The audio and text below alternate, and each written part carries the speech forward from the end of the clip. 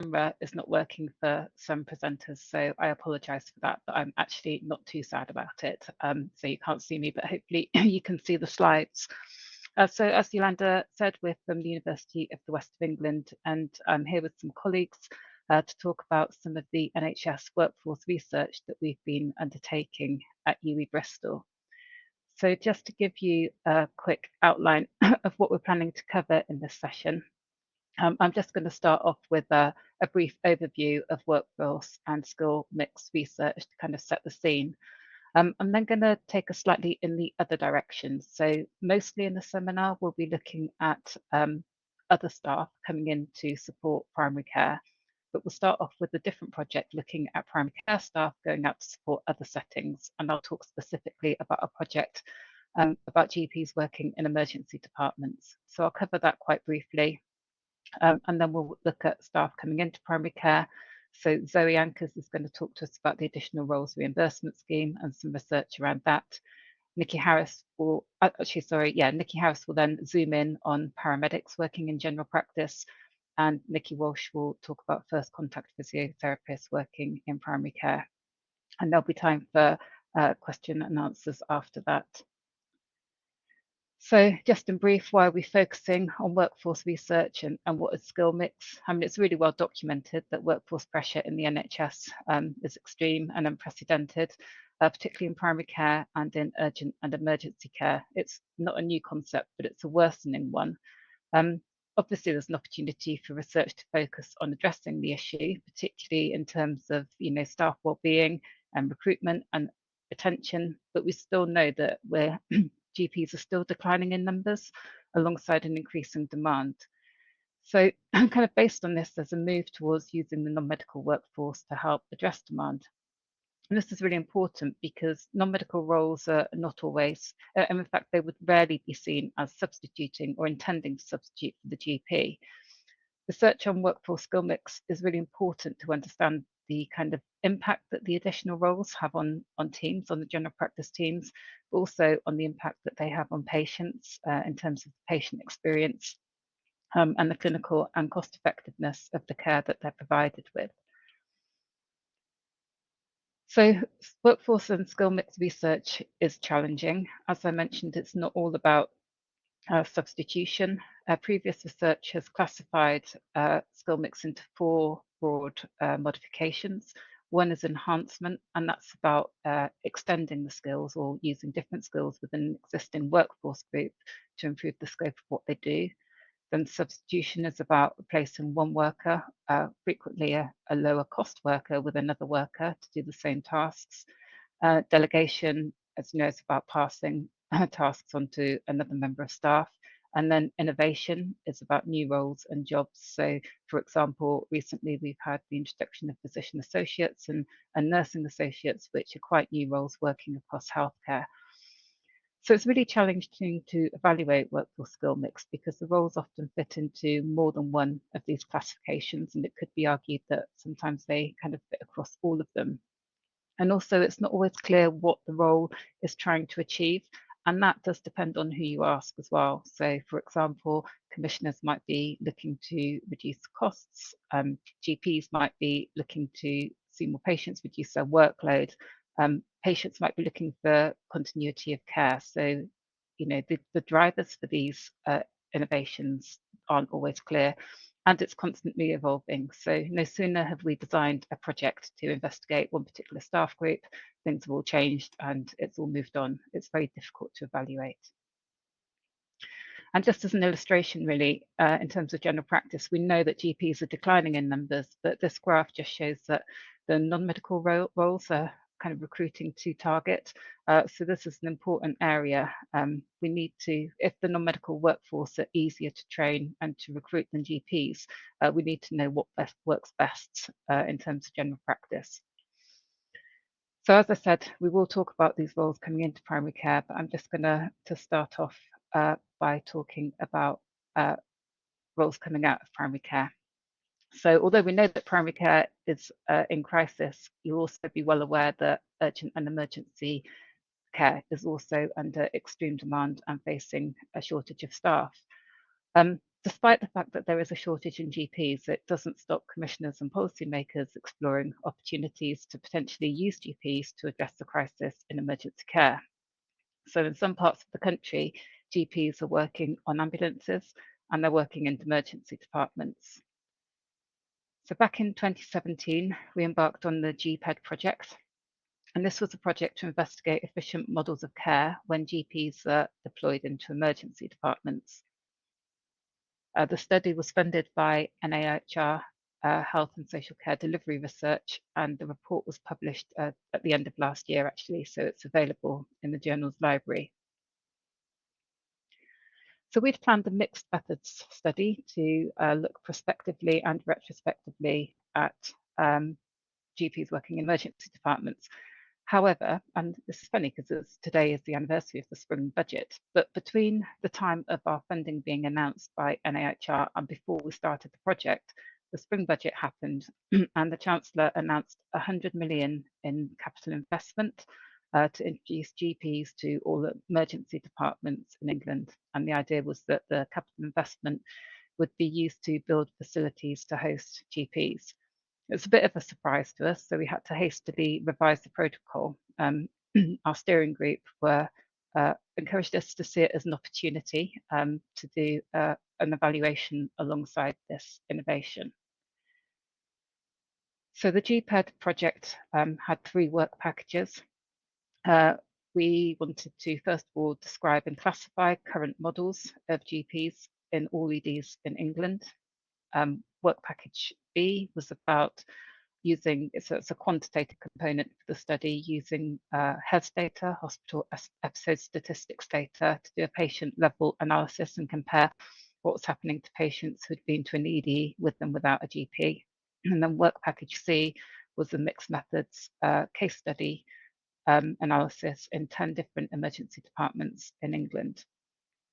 So we already knew that some of the drivers for GPad were in existence before we embarked on the research. At the time, Luton and Dunstable Hospital was heralded as the top performing emergency department in the country because it was meeting the 4-hour target in terms of waiting times for patients.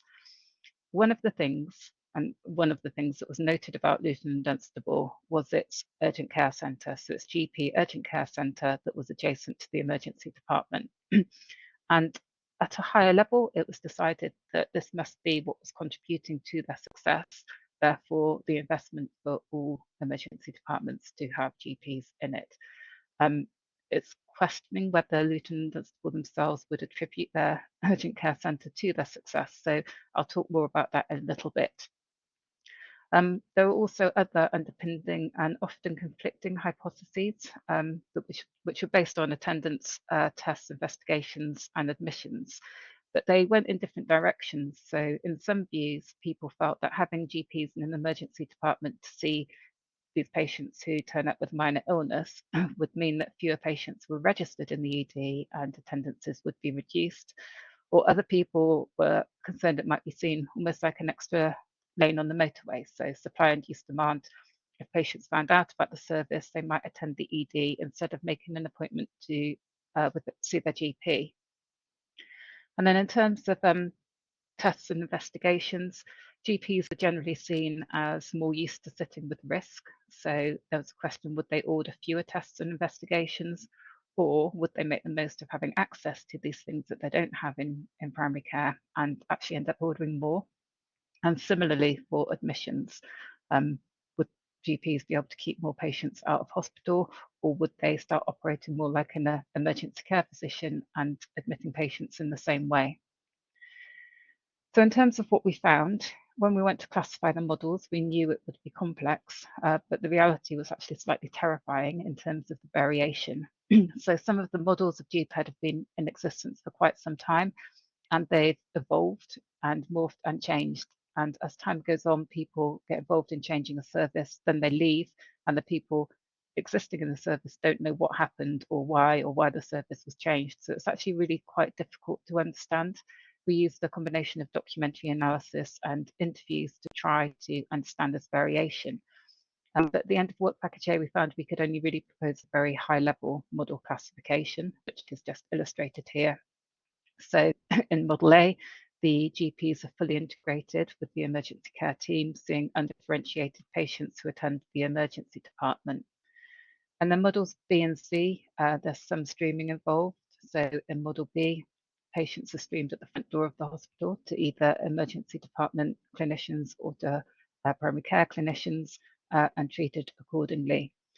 And then Model C is a slight variation on that, where instead of being kind of a group of primary care practitioners located in the emergency department, they're located maybe next door, probably in a separate building. They could perhaps attend that facility, without going through the ED, and also they can be streamed back to see an emergency care staff if that's what's seen as appropriate.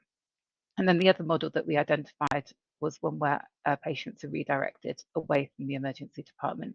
So this is similar to findings in previous research, except we were able to break down models B and C according to the streaming component. We found that co-location was the most commonly adopted model.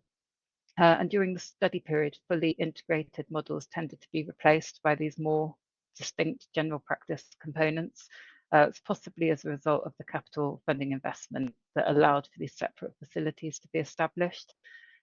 However, we couldn't find any association between the type of service model that was adopted and the observable characteristics of the emergency department. So in work package B, we looked at patient-level data in all type 1 emergency departments for a period of 1 year, and we looked at performance indicators such as waiting time and the per-hour target admissions, including zero-day admissions, reattendance, mortality, and number of attendances overall. And basically, there were no differences between the models overall, but there was substantial heterogeneity. There were many challenges in this analysis, so it's not possible in the routinely collected data to know for certain whether a patient was seen by a GP or by a member of the ED staff, or even to see really who orders the tests and the investigations, because the way data recorded doesn't allow for that.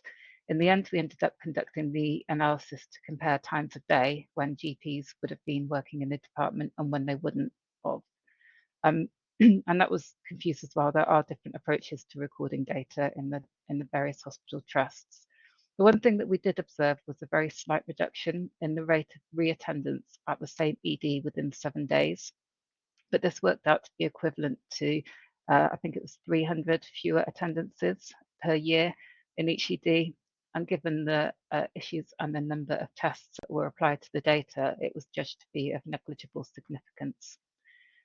So there were minor differences in different models, but overall, there's no model that consistently outperformed other models. So then briefly, work package C, which was case studies of 10 different emergency departments. We carried out interviews with staff, patients, and carers, observed streaming and consultations, and carried out a workforce survey. We found from this data that in general, the system leaders felt that the implementation of GPad was rushed and it had been based on conflicted guidance. The anticipated effects of GPad and the direction of the effects was unclear, and there was uncertainty as to why Luton and Dunstable had been selected as the exemplar trust for GPad. Participants were quite sceptical that the success was due to GPad, as opposed to other ED initiatives that were being introduced simultaneously. And there's a kind of nice quote there, I think, from one of the system leaders saying that actually they didn't feel that it was about their streaming to GPs, it was about the whole patient flow. So in Luton and Dunstable, in addition to having the urgent care system located next door to their emergency department, they have quite a complicated sort of control room sitting behind their ED, where they're discharge planning almost as soon as the patient comes into the department. So they have a very efficient way of seeing patients through the hospital. We synthesized the quantitative and the qualitative data to produce the overall findings, and I've kind of covered them really, but the headlines are that there's considerable uncertainty around whether having GPs in emergency departments is a good thing or not. There's a lack of consensus about whether GPs should have access to investigations and diagnostic tests and what the impact of that was. Patients found their experience of GPad was generally really positive, but that was only if they were seen in a timely manner and their condition was taken seriously. Patients were very sensitive about being of the suggestion that their attendance at the ED was perhaps inappropriate. And I think there's quite a big view that there's a problem about patients attending the emergency department with minor illness or primary care type problems. I think that is somehow a little bit brought into question. Patients generally attend the emergency department when they're very worried and they feel as though they have good reason to. Although staff were worried about supply-induced demand, we didn't find an association between the volume of attendances and GPad. And then perhaps interestingly for this seminar, basically staffing issues completely dominated all the discussions about the impact of GPad and was seen as quite a major threat to its success. So there were tensions between GPs and emergency department staff about the roles, and particularly with the people doing the streaming. So the people streaming had a lot of responsibility and accountability to direct patients to the GP or the emergency department, and it was a difficult task that caused quite a lot of discussion, conflict, and problems really. So just to conclude my part of this, I think to sum all this up, although the study did start in 2017, there's a nice quote here from a local service leader who is basically saying there aren't enough GPs, and it's quite a strange policy to take GPs from somewhere where there's not enough of them to put them into an emergency department where we actually don't really know if there's a good demand for them. So yeah, that concludes the findings of GPad. And yeah, hopefully you can find the final report if you want to read it. So I'm going to hand over now to Zoe, who's going to talk more about staff coming into work in primary. Thank you, Sarah. I'm trying to locate the slides, which are London Met. Yeah, the London Met ones. Okay.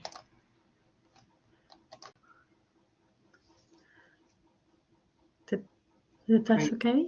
Yes, good. Thank you, Loranda. My camera's working for everyone who wants to see. So my name is Zoe, and the team who've worked on this project include Nicky, who you're going to hear from, and Sarah, who you've just heard from, and also one of the leads on the project, Beth Jones, who sadly recently left the team, but I want to acknowledge that she conducted the majority of the analysis, so I'm presenting on her behalf also. So I'm going to talk today about the evaluation of the Additional Roles Reimbursement Scheme. So as Sarah already said, there is a huge rise in work pressure in primary care and greater demand than ever before. There aren't enough GPs, and practices are having difficulties retaining the GPs that they do have. We are also seeing increased patient population requirements, for example, managing certain conditions such as MSK, and complex presentations perhaps more related to social determinants of health such as mental health. So the Additional Roles Reimbursement Scheme, or ARRS, which it's commonly referred to, was introduced into primary care back in 2019, and it aims to recruit 26,000 additional staff into general practice by 2024. So under this scheme, primary care networks are reimbursed for a fixed amount to cover salary and on costs for the range of roles. So the scheme is expected to impact the rising demand of primary care delivery, expedite patient access, and provide an advanced career pathway for these range of roles as well. So there is a limited evidence base for the effectiveness of the scheme, and what actually does exist at the moment presents a mixed picture about how best to establish these multidisciplinary teams in primary care. So the aim of this study, therefore, was to examine the implementation of the scheme and in particular identify its key enablers and challenges. So for those of you who are not very familiar with the scheme, here are all the roles that have been introduced. They range from pharmacy techs to care coordinators. Some of the roles have been established for longer, such as pharmacists and first contact physiotherapists, where others are still finding their feet, such as health and wellbeing coaches, with GP assistants and digital transformation leads only being very recently introduced in the end of last year, in fact. So we conducted a qualitative study, and participants were stakeholders related to the implementation of ARRS from 3 geographical areas in southwest England. We interviewed single and paired interviews 37 participants between July and November last year, and these included PCN managers or leads, representatives from training hubs, workforce leads at ICBs, staff from organisations recruiting or placing the ARRS staff, and of course a range of ARRS funded staff themselves. We analysed the data using framework analysis. So this involves an initial framework of categories that we think are in the data based on existing literature, and also we looked at the practice framework for advanced practice roles from the HEE. The analysis then follows these 3 stages. So the first one is indexing. This is where we split the transcripts against the framework to see if we're along the right track, and then we adapt the framework based on what was in the interviews. Then we follow on to charting. This involves summarising the data by participant and category for easier reviewing and to clarify the boundaries of the categories more distinctly. And then the final stage is mapping and interpretation. That's where we compare the framework against all that initial interview data. We look at our field notes, we look at member checking interviews, and then of course we re-look at the research aims and questions. So ultimately we ended up with 9 categories, and I presented these in terms of whether they were enablers or successes of the scheme, or whether they were seen as challenges or barriers of the scheme. So let's start with the success part first, or enablers of the scheme. So overall, most staff at least were feeling welcomed, valued, and to be making a difference in the scheme. But there was this sense that people thought it was hard to evaluate its impact. So the success of the roles perhaps isn't reducing the burden on GPs as yet anyway, but instead that the care offered in primary care is broadened and of higher quality, with the skill mix increasing access to specialist care and appointments for patients. There were circumstances where participants described our staff saving GP time and resources, for example, pharmacists and pharmacy techs, with the former decreasing workload for GPs and the latter reducing time-consuming admin for GPs. However, the sense was it's still comparatively early days. There has been a pandemic, and the demand increases in primary care, which we've been talking about, have all made it difficult to tell how the roles have been thoroughly helpful. This quote from a PCM manager sums up this perspective. I think our GPs are still massively worked. The workload is still huge. I suppose they do reflect how they would cope if they didn't have some of these roles with the increased work. So another enabler of success, impact was maximised for the scheme when using or placing these ARRS roles in a specific way. So having multiple of a role made a real difference, as one often wasn't enough to see the benefit, and some have capitalised on this by creating a single service for staff across PCNs for a particular role. Also, clear expectations from all parties about the scope of ARRS roles made implementation more successful. Some were really proactive about making sure that their colleagues knew how the roles worked through PowerPoint presentations, meeting new hires at PCNs, or with reminder emails.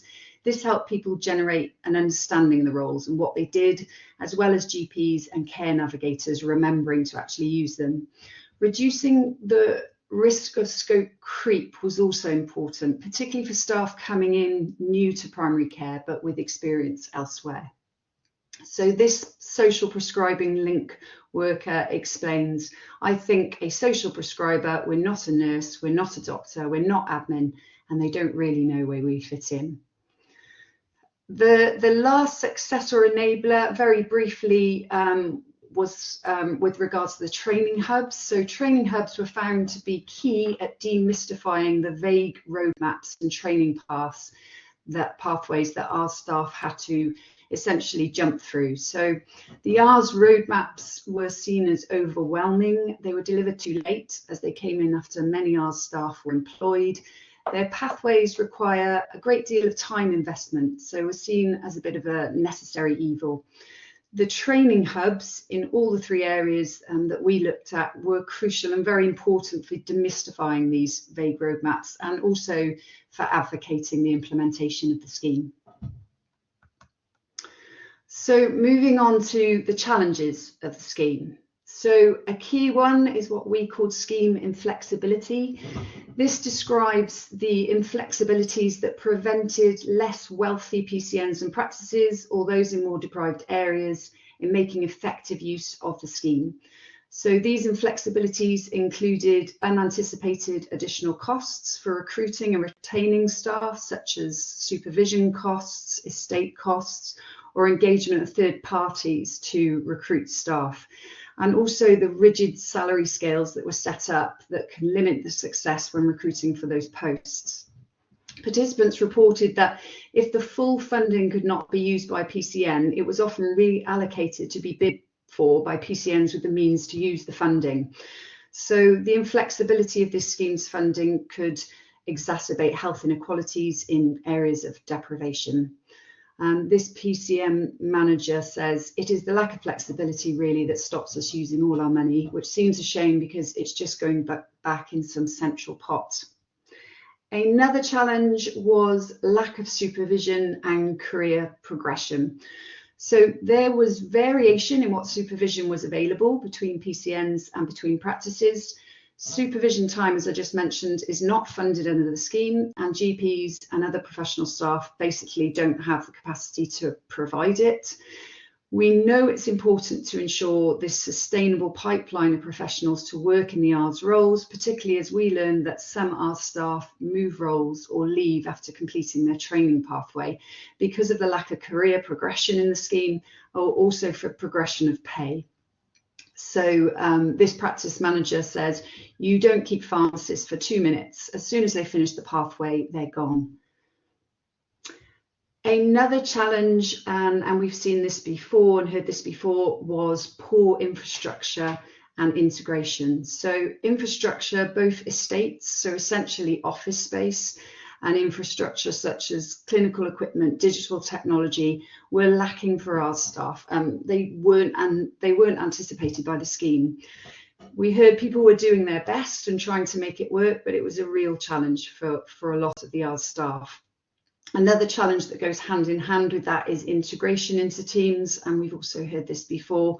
Working across multiple practices potentially increases the staff isolation. So this ARRS staff member says, I don't have a designated desk or a designated drawer or even a designated pen. Finally, the unintended consequences are grouped together here in terms of the challenges, and that was the impact on our secondary systems and existing primary care staff. So staff, we heard, are leaving secondary care, particularly we heard the ambulance service, hospital pharmacies, mental health organisations, but also community services and charities to come and work in the ARRS scheme, leaving these secondary systems depleted of an experienced workforce. These staff are attracted to the work-life balance, the better working hours, particularly shift work, and also the role variety that's provided in primary care. There were concerns this would destabilise the system as a whole, as there aren't enough staff to recruit to fill these vacant positions in these secondary systems. Rotational positions and secondments, which we heard are already going on for some roles, were suggested to help with this issue. Finally, and this wasn't for all, but some existing staff reflected that our staff receive better terms and conditions than them, such as financial benefits and better training opportunities. Similarly, it was important to avoid de-skilling or sidelining existing staff with expertise because of the wider skill mix coming in. So, for example, we heard from registered nurses with long-term condition care, maybe losing some of this to some of the ARRS roles coming in. This quote, this last one here, is from a PCM manager who holds meetings with ARRS staff and non-ARRS staff, and sometimes feels the tension. And they basically said, I think practice staff feel that the ARRS roles get priority from the government. So to finish up the project, and based on these findings I've just gone through, we are working on writing up our rapid insight guides for implementation guidance of the scheme. This guidance also takes into account any differences across professional staff type, which I haven't had time to go into today. We are also collaborating with the University of Bristol on this project, whose team are looking at quantitative data to explore the effectiveness of the team. And they're looking at things like ARRS numbers, staff numbers, referral numbers, patients seen, and outcomes. So when we see the outcome of that data, we intend to synthesize the results with our findings to give a broader and more detailed picture. So that is it for me. I think we might be saving questions to the end. Very happy to answer any in the chat or towards the end. Okay, thank you. So I'm trying to find the next presentation, if that's okay. Of course, there will be time at the end for questions. I think it's physiotherapy, the next one. I think it's Ready is the next one. Yeah, Ready is the next one. Yes, got it.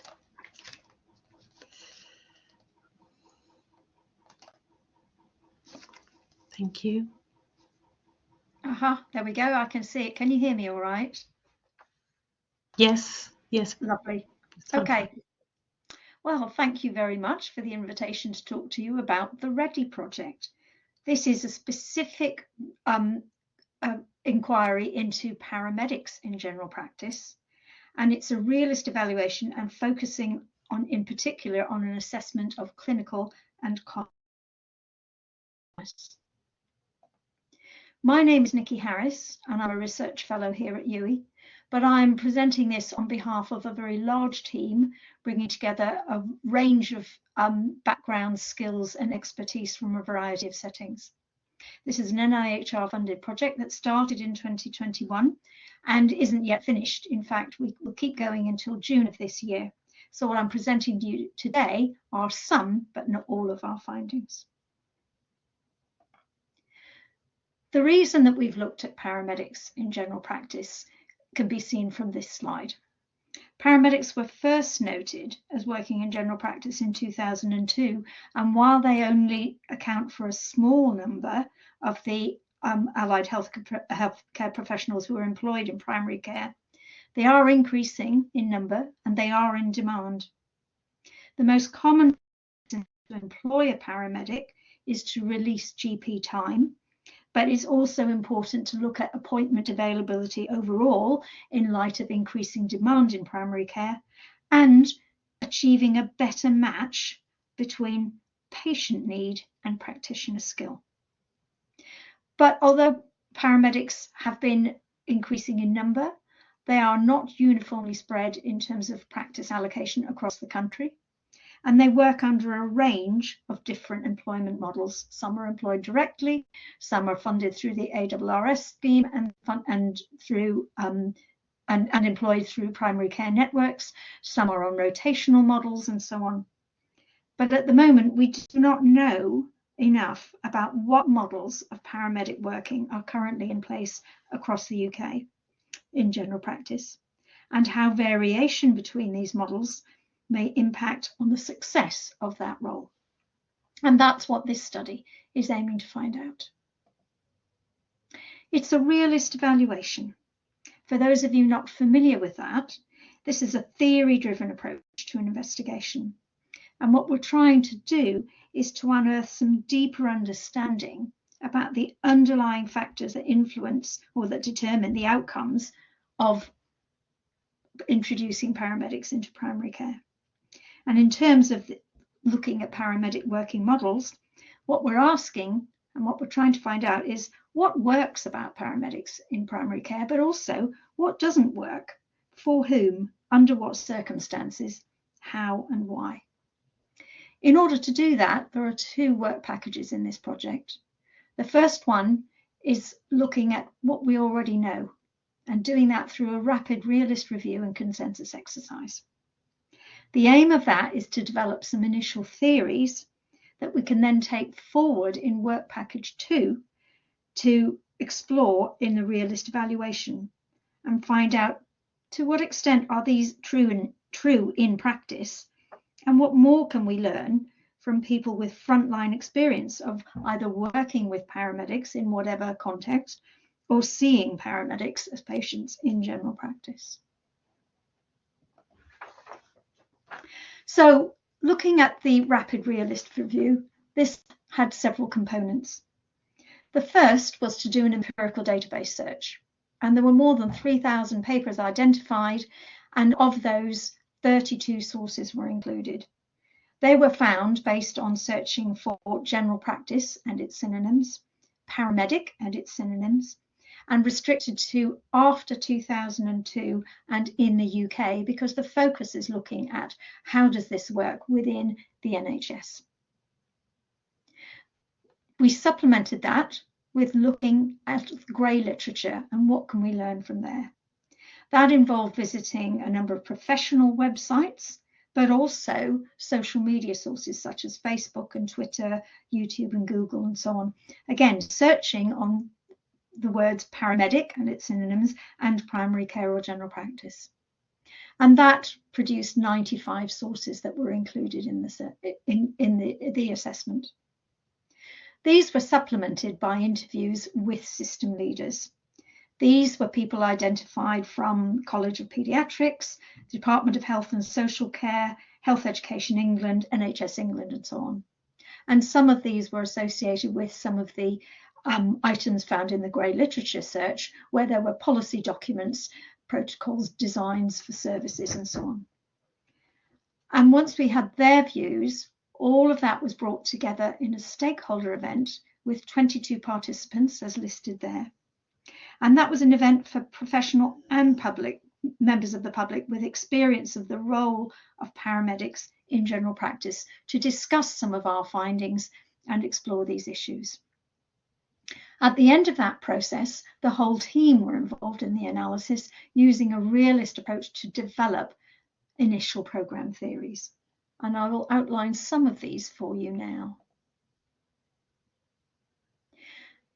They were classified into 4 main groups. The first was the concept about really needing to understand what paramedics were going to do in general practice, the scope of their practice, the role boundaries and their workload, and ensuring that that was matched up appropriately with the needs of the patients and the needs of the practice. And the aim of that was to ensure that care was delivered safely for patients. The second area looked at not just what does the paramedic do, but how do you support them to do it, and brought in a whole lot of infrastructure about supervision and communication within the practice team, explored areas about their education and qualification, the titles they were using, and looked at ancillary skills that could be acquired, such as the role of prescribing, and how did that have an effect on how paramedics were working within general practice. The third area was a broad look at patient acceptability of the role, because there is no point introducing a new working model such as you can see a paramedic unless patients can accept that and are prepared to see paramedics. So looking at the factors affecting patient acceptability was crucial for the success of the role.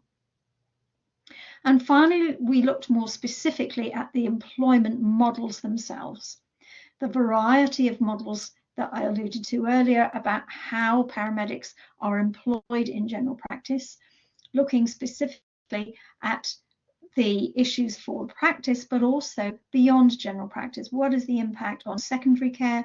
What is the impact, for instance, on ambulance recruitment, retention of their staff, and GP recruitment and retention? So to give you some examples of the sort of things we found, I'll just go through a few of these here. This bit about understanding the paramedic role in general practice. One of the system leaders confirmed what many had said, that primary care just don't get it. They think paramedics can work in the same way that nurses can, but they're not trained for minor illnesses, for frailty and so on. And again, keeping our focus on patient safety, they were talking about the risk of litigation cases across the country for unsafe practice, where people are working outside that scope of practice. And that line of thinking helps to support a theory whereby if general practice don't understand what a paramedic can deliver, then they put themselves at risk of allocating paramedics to see patients that are outside the paramedic skill range, and that would lead to suboptimal patient care. There were a range of other quotes and theories that fed into that, but that's a really important theory area to take forward into the next stage of the study. The next one, looking at developing the general practice paramedic, recognised that starting in general practice is a big change. As one of the system leaders says, you have challenges when primary care take paramedics straight off an ambulance, stick them in primary care and expect it to work because it's so different. So you really need to have that appropriate training and development support behind them to be safe and effective in those roles. So that supports the theory about the importance of appropriate training for paramedics so that they can gain the skills to manage patients, and ultimately will lead less supervision and deliver improved patient care. Things about patient acceptability were often wrapped up in patients' preconceived ideas about the role of ambulance service staff and what it means when you have the arrival of an emergency care practitioner. Does it mean that they are that unwell to require hospitalisation? Interestingly, this quote uses the phrase emergency care practitioner, but our research has found urgent care practitioners, minor illness specialists, advanced paramedic practitioners, and a whole range of others. And there is not consistency about how you describe this role. That inconsistency is complicated because reception staff were trying to explain to patients that the home visit might be performed by somebody who would not be a GP, but many patients wouldn't necessarily hear that and reported being unaware that an emergency care practitioner would arrive. So it all supports the theory that actually that communication is vital.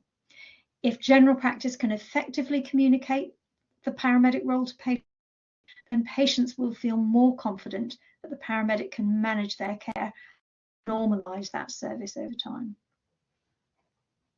And another example, this time in the fourth category, is looking at employment models and some of the practical challenges around that.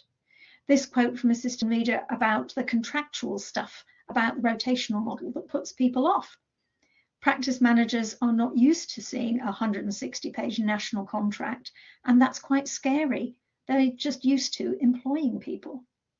And some of those practical difficulties support the theories that were developed about the challenges of employing paramedics in different ways. So that if primary care practices employ rotational paramedics, then they may run into additional administrative or cost barriers to employment, and that may lead to a preference for substantive employment and a change in the way that the paramedics are employed. So those theories and many others were then taken forward into Work Programme 2, Work Package 2, which is now underway. And this is looking at what people say about paramedics in primary care and involves interviews with patients, medics, practice managers, all sorts of other staff, and looking at what we can learn from quantifiable data. So we have questionnaires, practice activity data, and so on, and we want to know what the numbers will tell us about the outcomes and the costs. For instance, are there more or fewer admissions or referrals to A&E attendances, repeat visits to the surgery? How about numbers of prescriptions? What about patient satisfaction scores, and so on? So far, we've managed to recruit 34 sites, some with paramedics, some without. All 34 will contribute data practice activity, and a number of detailed sites will also contribute questionnaires to patients if there are seeing paramedics, and participate in staff and patient interviews. So far, we've had 721 patients recruited and 488 the questionnaires, the paired questionnaires that have come back. So you have a questionnaire at the beginning and then a follow-up questionnaire after a month. The study closes to further data collection today. So these numbers were taken last week. They might increase slightly, but we're very pleased with those levels of recruitment. We've also had 69 interviews over that group as outlined there. However, what we cannot do yet, because the data is currently being evaluated or about to be evaluated when the quantity data is all here, what we can't do yet is share with you how the theories have been refuted, refined, developed based on that data. This study analysis is still ongoing. It's due to conclude in June 2023. So the best I can say to you is that we're going to leave you in bated breath, waiting for the outputs later on this year. But if there are any questions that aren't about results, about work programme 2, we'll be happy to take them later. Thank you very much for listening. Thank you very much, Dr. Nicky Harris. We are going to move and take questions later to the final presentation today. Dr. Nicola, Professor Nicola Walsh. I'm trying to share the slides. That's fantastic. Yes. Thank you, Yolanda. Thank you so much, everyone, for the opportunity to talk to you about the Frontier study. So you'll see some significant similarities with the study that Nicky has just presented, but our work is looking at the provision of first contact physiotherapy in primary care. This is also an NIHR HS&DR funded study that was originally a 3-year study, but was running over the kind of COVID period, so it ended up being a 4-year study. We finished all data collection now and the qualitative analysis, and are, like Nicky, waiting with bated breath for the quantitative analysis that we should have within the next couple of weeks. So first contact physiotherapy is important for primary care because musculoskeletal disorders account for approximately 30% of GP consultations. And understandably, this was one of the earlier ARRS roles, or even sat outside the ARRS system much earlier than many of the other professionals that we see introduced in primary care now. So FCPs are expert physios who become embedded within practice, and their role is to assess, diagnose, treat and manage patients without the need for prior GP consultation.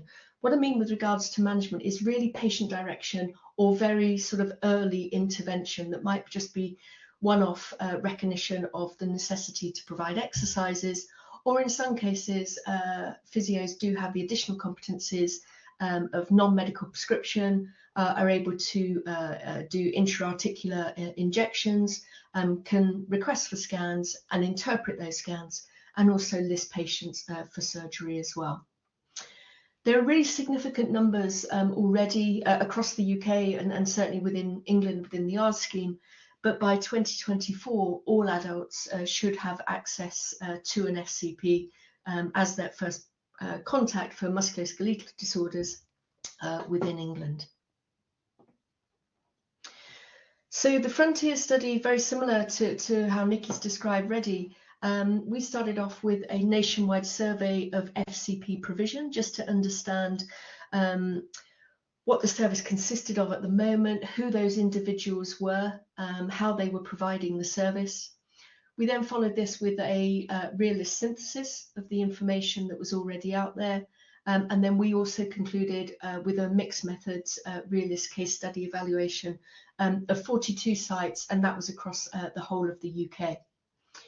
So as I suggest there, the clinical and cost analysis is nearing completion, but I have the opportunity to present the qualitative work to you today. Oh, my slide looks a bit different on my screen than it does, so I apologise for some of the text moving, but there were 3 stages. So the first stage was to develop initial programme theories, and that was done through consultation with multiple stakeholders and the team itself to determine what the programme architecture of FCP was. So this is really a realist term that tries to unpick what are the components that come together to make up FCP. So what is it about the physios that make FCP work? What is it about employment models? What is it about where they're placed within practice? We then followed this up with a realist review or realist synthesis, similar to what Nicky has already described. But we are really interested, as well as the empirical literature, in blogs, chat rooms, service audits, because these proved to be really valuable in trying to really understand and unpick what FCP was like when it was implemented in the real world. And then finally, we undertook consensus exercise with patients and staff to really try to hone in on what those really important programme theories might be that we could then take onto the next stage for further investigation. And the product of this were the creation of if-then statements under theory areas. So, for example, if the patient is made aware that the appointment to see an FCP is quicker than the GP, then they may be more accepting of the new approach to management. Or, if the FCP spends time working with reception staff to educate them about the FCP service, then their booked caseload is more relevant and appointment slots are used more appropriately and not wasted because patients are inappropriate for them to see.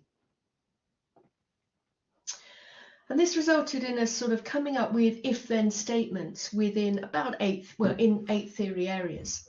And these really fell under the umbrella of practice understanding of the role. So what is it an FCP does? Who do they see? Integrating the FCP into general practice.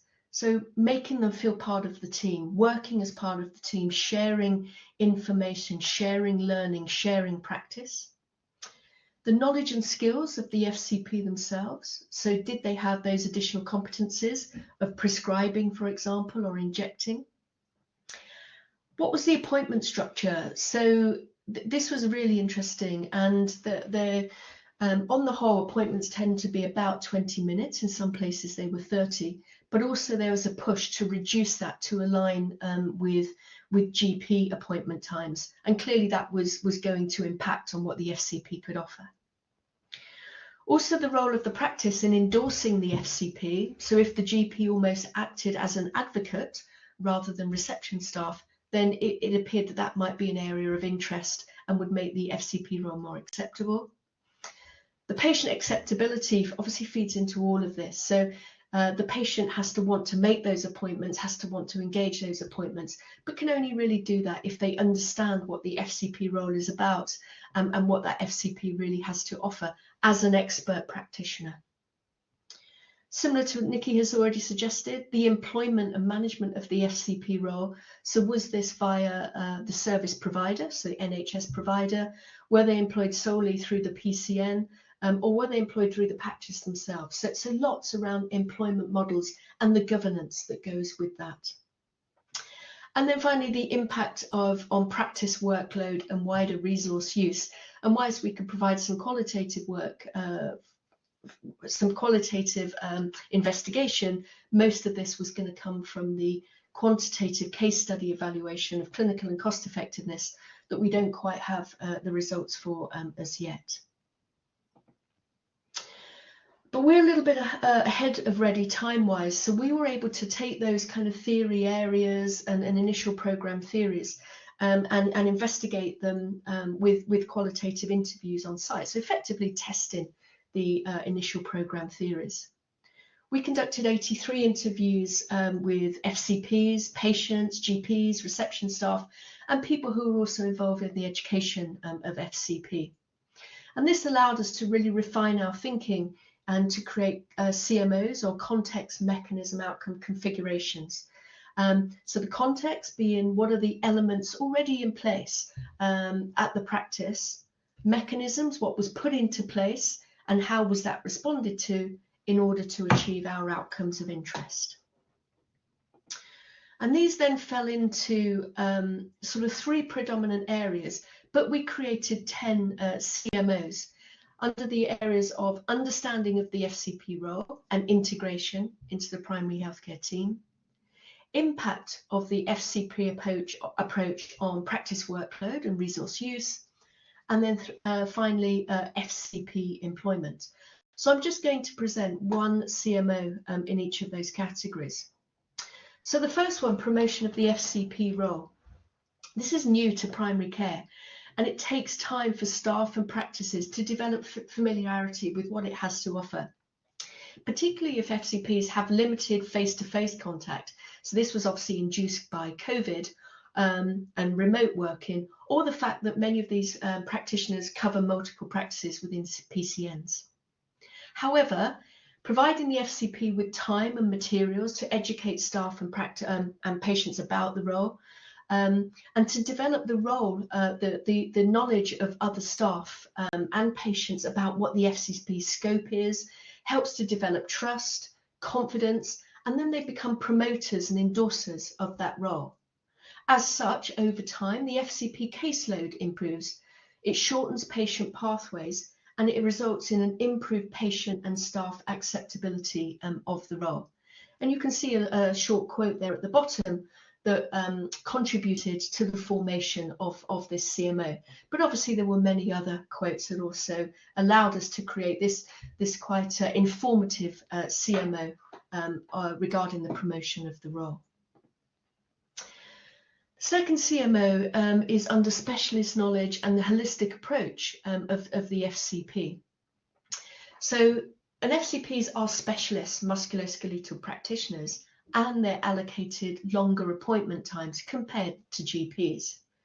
This allows a much more thorough assessment, and it provides the patient with instant access to specific non-pharmacological interventions as well as pharmacological. So what we found was that there were really some opportunities to have some really tailored early exercise advice, for example. And this empowered patients to take self-directed action really early on in that pathway, without the GP having to wait to refer somebody on to physiotherapy, for example. So it's a much earlier intervention. This improved patient outcomes, resulted in fewer appointments, and actually resulted in fewer prescriptions as well, as FCPs were able to rely on non-pharmacological skills that maybe the GP didn't have in so much abundance. And then finally, employment models. So if FCPs were provided through provider models, so the NHS provider, then this delivered a much more consistent service for both the practitioners and general practice itself. It allowed physios to have access to peer support networks, professional development, and also to still rotate through physiotherapy departments, exposing them to other parts of the system. From the practice itself, and I guess the FCP, it almost provided much more stable employment, professional development, and actually performance was managed centrally rather than the GP practice having to do that. As such, it felt much more secure for the FCPs, job satisfaction was enhanced, and the service was much more stable because it didn't have to worry about covering sick leave or maternity leave, for example. That was managed centrally. So that's just kind of a brief overview of some of the qualitative findings. So at the moment, as I say, we're nearing completion of the data analysis, and that's with 6 months follow-up of individuals that took part. Some of the publications to date that you can access from the Frontier study, but obviously more to follow over the coming months on the clinical and cost effectiveness data.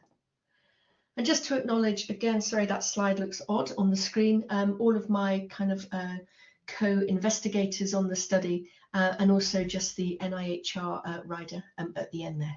So thank you very much. Thank you very much, Nicola, and all of you. I think that was the end of the presentations. Great presentations, by the way, all 4 of you. I'll open the floor for questions. You can either use the chat box or you can raise your hand. Professor Duncan Stewart, please. Thank you, Yolanda. Can you hear me okay? Yes. Sure. Okay. Thank you for some really interesting talks. I think this question is for Zoe, but apologies if it's not. I'm a part of a team investigating the new clinical pharmacist role. So I found there's resonance in what all of you said, actually, in some of the findings that we've had. And I just wondered if, in terms of the ARRS role in general, the scheme in general, whether we're expecting too much too soon, in the sense that they've been implemented at a time of immense change in primary care. With new primary care networks and now ICSs, we have certainly for pharmacists, they're delivering new clinical services. There are new teams, new team dynamics, and post-pandemic pressures and ways of working, etc. I just wonder whether, in reality, is it likely to take quite a bit of time for things to bed down and for the benefits to be fully realised? Just wondered what you thought about that.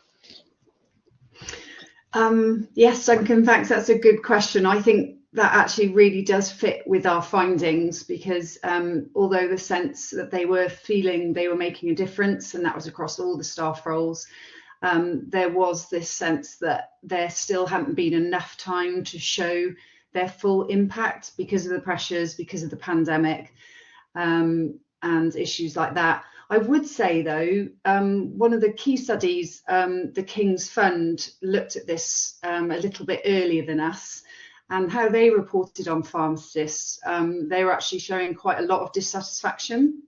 We didn't find that as strong with the pharmacists that we interviewed, so we're hopeful that things are improving as well for them, and they are a bit more embedded now because there has been some time that has passed.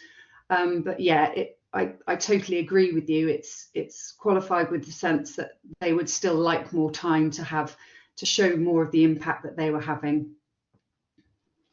Thank you. And just to add, that I think I agree that certainly for the pharmacists that we've been studying, the issues of lack of clinical supervision are kind of quite prominent, and it has taken them a while to kind of find their place. But what we've been focusing on their actual practice, and we've noted that there are still issues with confidence and dealing with the kind of clinical complexity that they're now facing that they wouldn't have done, particularly if they've come from a community pharmacy background. So there are issues of skills acquisition that haven't really quite been met by the training that they've received. So this is an ongoing, potential ongoing issue for them. Yeah, that's interesting. So almost you're hearing that some of the roadmaps and the training pathways haven't been sufficient for them to meet some of those needs that they have to now perform in primary care.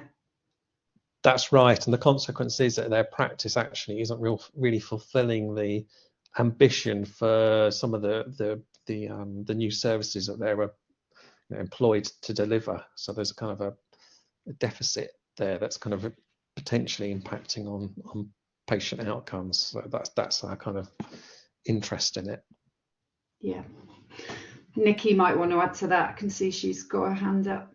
Yeah, I mean, I think that is a really interesting point, but the ability of some of these staff to develop through the roadmap and to meet the requirements of primary care is very understandably being hampered because there aren't sufficient staff to supervise them. So at the moment, a lot of that is falling to GPs to have to do that, who are already kind of overworked and don't have the time, because we're not in a place where there are sufficient other advanced practice staff from their own profession who can also sort of supervise them through the roadmap. So I think you're absolutely right that understandably their potential hasn't been met, But over time, that potential is certainly there. Once we also develop other staff to help them sort of achieve those additional competencies that they need to meet it in order to meet the demands of primary care. Thanks, Nicky. I would agree with that. And actually, there's just one other thing. I just wanted to congratulate you on actually managing to get your studies done, because it's been hard work for practitioners in primary care over the last few years, and it's certainly been very difficult to research, to do research in primary care. So I'm glad your studies have more or less been to target. Sarah and I aren't switching our cameras on because you can't see how we look having to lead these studies.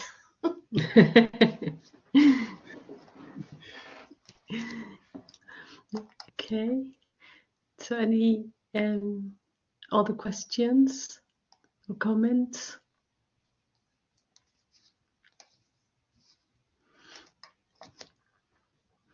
I do have one question in between, if nobody is coming first. I probably is a bit similar to a point of what Duncan was raising in terms of the way in which this has been implemented. I mean, the short period of time in which some of the studies are evaluating and analysing it, and obviously is very important to do so. But in terms of what we, what it is, the key findings, for example, in patients, acceptability was one of the studies, or two of the studies at least, were mentioning that how patients are perceiving these new roles, and how perhaps the challenges or the difficulties of understanding, let alone that the proper workforce is, as you have clearly mentioned, is not very clear sometimes on those boundaries, on those roles, on finding the fit, let's say, in that new environment. I wonder a bit more if any of you would like to expand on this. One, in terms of your perceptions about patients' acceptability of the roles.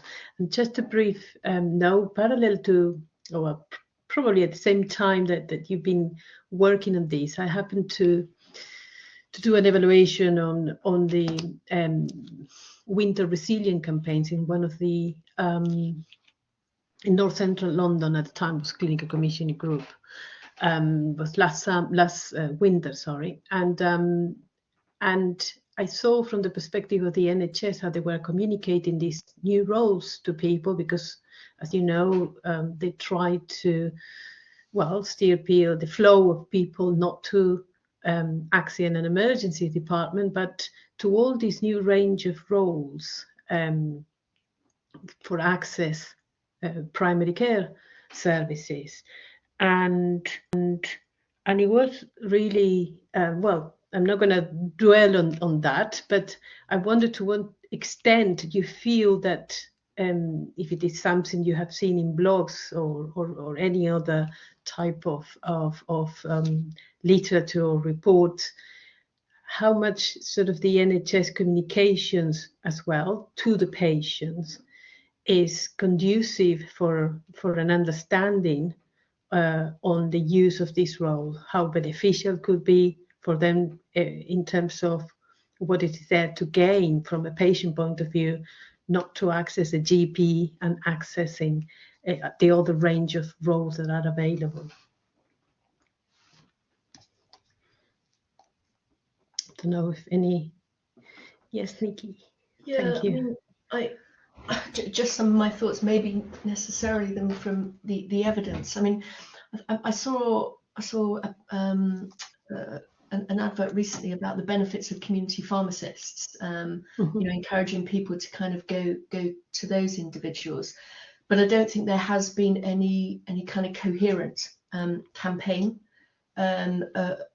around some of the actually pretty much all of the ARRS roles. But I think it's more difficult for some than it is for others. I think it's relatively easy for physiotherapy. People know what physiotherapy is. I think it's very difficult, certainly so in Sarah and Nicky's area around paramedics, because it's so diverse, and maybe the individuals themselves don't even know what it is at the minute, because there's lots of expectations of them. So I think until we're in a place where the system itself and the individuals within that system genuinely understand what the roles are, it's really difficult to then convey that to patients as well. Okay. Yes, I think that there was, we ran interviews with patients, you know, to assess their perception or how much they understood the messages, and there was a lot of confusion, I will say, and what we saw, it was mostly the pivot between a GP or an accident and emergency department, because they didn't like to wait for, you know, the GP access still is being remote in many areas, the type of appointment that they can have access to. At the time, we did have also Omicron, and with a bit of a kind of a semi type of lockdown to a point, or at least advised to stay at home. But so people were unable to get into the GP, and the reaction was more to go to accident and emergency in order to see at least a doctor within 4 hours, or at least that was the expectation then. But so we questioned, why don't you go to other sort of services in between? And there were issues of access, issues of not knowing, for example, extended hour hubs and so on, not knowing or walk-in centers, not knowing where they were operating, how to communicate, how to get there. So I suppose that functionality of that system, how it was operating at the time, I suppose didn't help either. I assume within this period didn't massively help for people to understand these new roles either, I guess. So sorry, it's Nicky. Nicky said? Yes. Yes, sorry. Thank you. I was just going to follow up on what the other Nicky was saying, in that in terms of patient acceptability, one of the difficulties is not just that the patients don't understand these new roles, but actually other members of the practice don't really seem to understand these new roles. And part of the infrastructure developments that would need to happen in order to support them more effectively would be to have that information available, those consistent definitions and naming and so on. People do describe becoming more familiar with the role once they've used it. And I've just been going through the patient interviews, and the patients all have said that, yes, actually, they were lovely, they dealt with my problem, they were very effective. But the real issues that the patients were bringing up were concerns about the future. Does this mean I won't be able to get a GP appointment without going via a paramedic in the future? So some sort of bigger picture, not just what can the paramedics do for you today, but what will this mean for the future of the NHS, would be very reassuring from their perspective. So I think there is more investment in how all of those developments are sold to the public, and how the practice needs to adapt to that. Definitely, yeah. We agree with that. And I just follow that up with saying that was interview data. It'll be really interesting to see if the quanti data backs up that positive thing, because people will say nice things at interview, and might be quite different when they're filling in a questionnaire. So we'll wait and see what happens. Yes, absolutely. So are there any more questions from the audience? I'm checking on the chat box.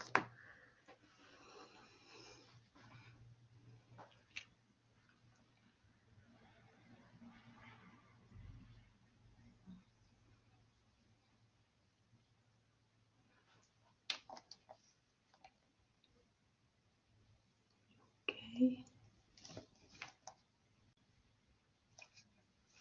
So I'm going to stop the